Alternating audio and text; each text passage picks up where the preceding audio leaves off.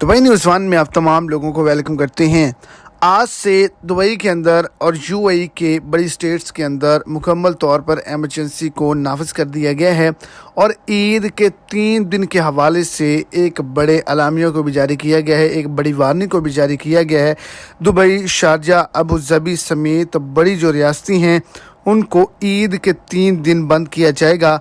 इसके पीछे क्या वजूहात हैं, कौन सा बड़ा ख़तरा है, कौन सी बड़ी पेशगोई की गई है जिसकी वजह से ये इतना बड़ा एक्शन किया गया। वीडियो की तफसीलात को जानने के लिए वीडियो को एंड तक लाजमी तौर पर देखें ताकि आपको तमाम डिटेल की अच्छे से समझ आ सके। और अगर इस चैनल पर आप फर्स्ट टाइम हैं तो लाजमी से चैनल को सब्सक्राइब करें, वीडियो को लाइक करें और अपने दोस्तों तक इसको ज़्यादा से ज़्यादा शेयर करें। तो यूएई के महकमा मौसमियात की जानिब से 27 जून के हवाले से एक डेड लाइन को जारी किया गया है कि 27 जून के दिन बहुत ही ज़्यादा मौसम दुबई का और बड़े शहरों का ख़राब होने वाला है।